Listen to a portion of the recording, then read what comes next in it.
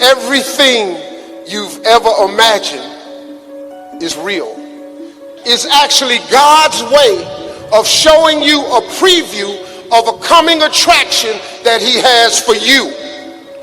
When I was 10 years old, a teacher, she said, I want everybody to write what you want to be when you grow up. I wrote on my paper, I want to be on TV. So she got to me and she said, little Stevie, come to the front of the class. I figured this is a big moment for me.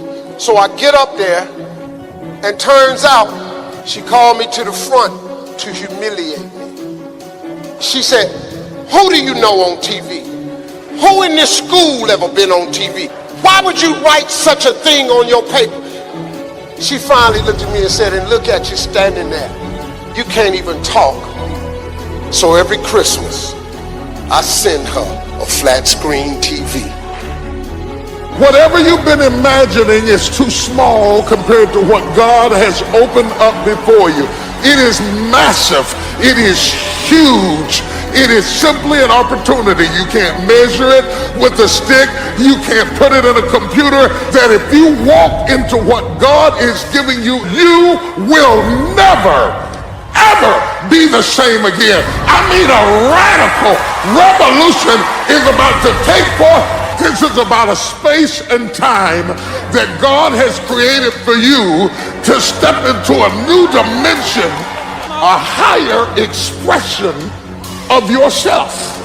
The outworking of the internal stuff that's been shut up in your bowels, tied up in your belly. You have finally come to the place of maturity that you can step into what you have been dreaming about, and God is about to revolutionize your life. This thing is big. This thing is huge. Touch three people and say, look for opportunities. Look for opportunities. Don't watch the clock. Don't look at the calendar. Don't worry about the seasons. Don't worry about what people say. Don't worry about anything. God is setting before you a large opportunity.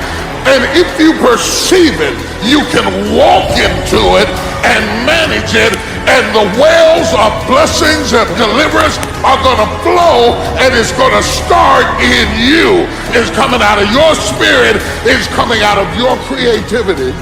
And that's why the enemy wants you distracted, because this large place starts from a small place.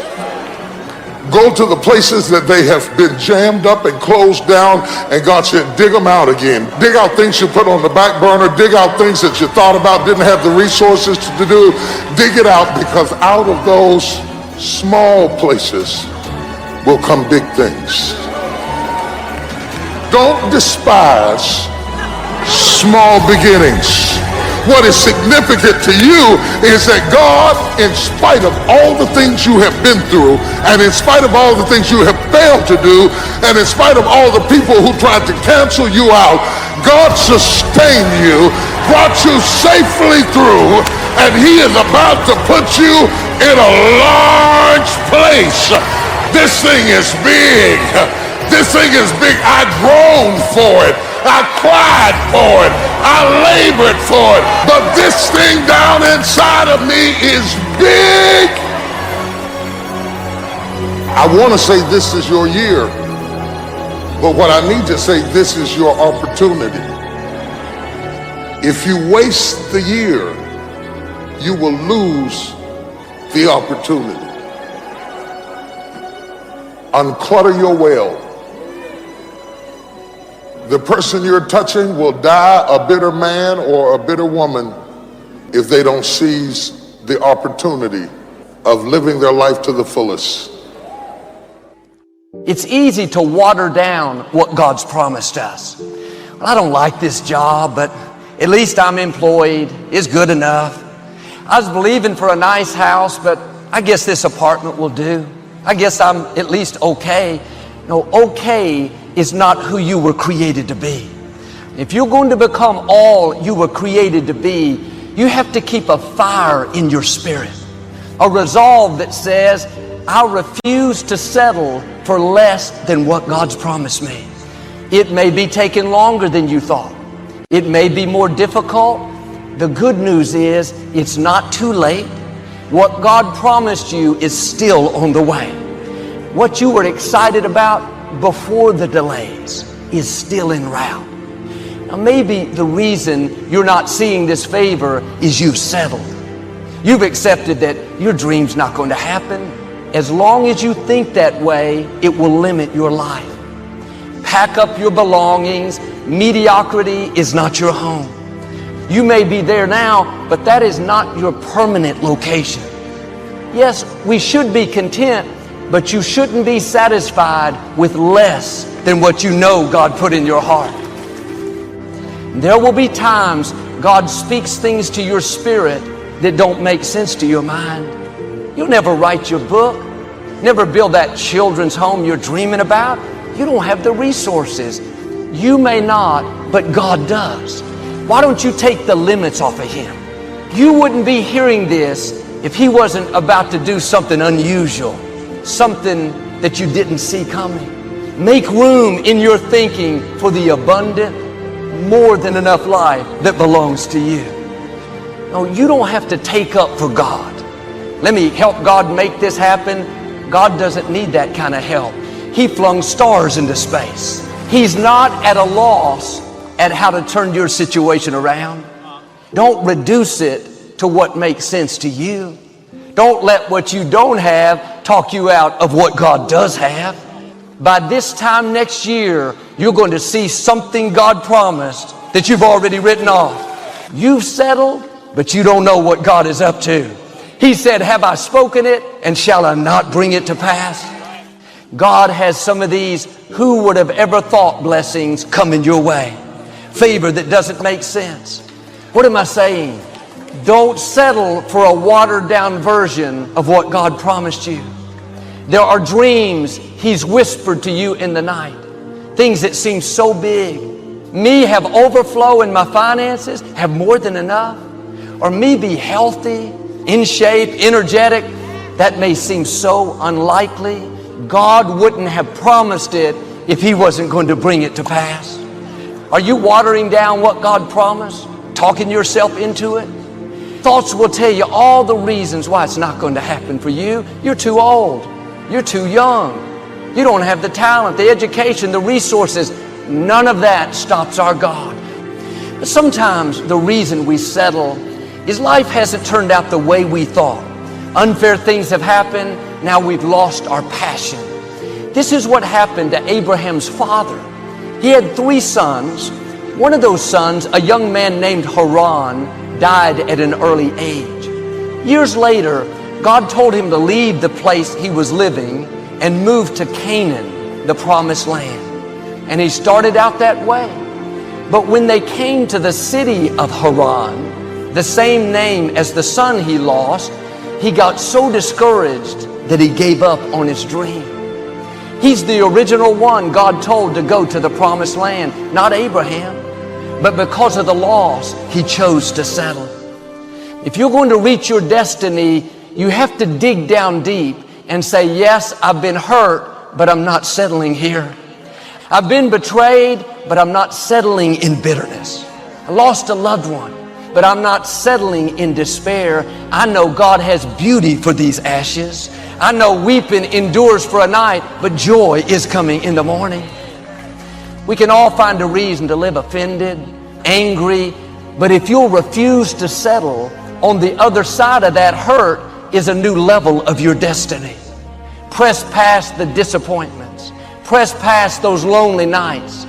Amazing things await you if you just don't settle. Life has thrown you a curve. You have to get your fire back. God did not bring you this far to leave you. See, once you commit yourself, the how will come. You will figure it out. You want to begin to just challenge yourself because you really don't know what you can't do. Once you think about the goals that you want to achieve, and I really want to challenge you to make up your mind that you're going to make that happen for yourself.